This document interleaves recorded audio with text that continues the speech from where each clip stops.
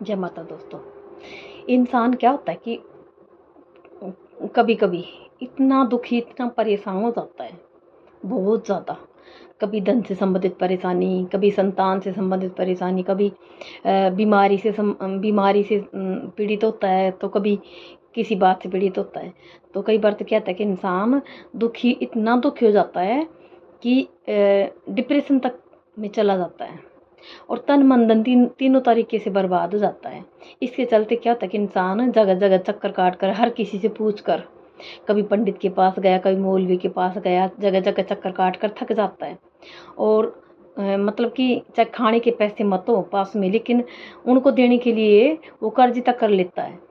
तो क्या होता है कि इंसान उसकी किस्मत और भाग्य का तो पता नहीं, लेकिन वो खुद तन मन धन तीनों तरीके से बर्बाद जरूर हो जाता है। तो ऐसा क्या करें कि जिससे कि इंसान के जो दुख हैं वो भी दूर हो जाएं, उसकी किस्मत, उसका भाग्य उसका साथ दे, और साथ ही उसे कहीं भी चक्कर काटने की जरूरत ना पड़े, किसी से कुछ पूछने की जरूरत ना पड़े, और न उसे कुछ पैसे खर्चने पड़े।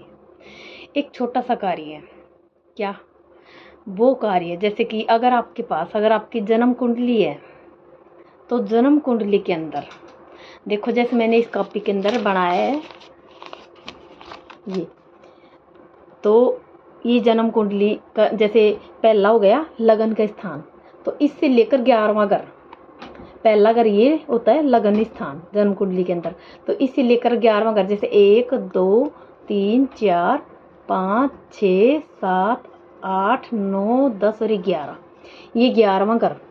ध्यान से देखिए 11वां घर।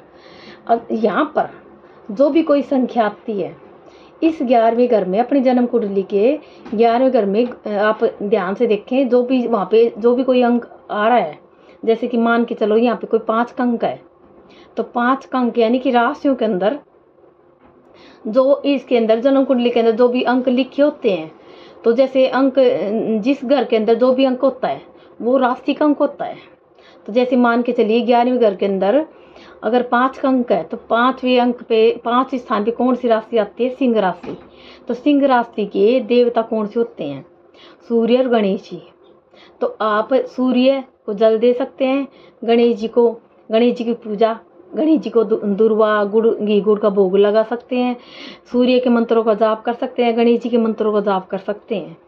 तो इनकी पूजा करके आप अपने भाग्य को, अपनी किस्मत को आप अपने हाथों से बदल सकते हैं, और आपके दुख और कष्ट जो आपको परेशान कर रहे हैं उनको आप उनसे मुक्ति पा सकते हैं।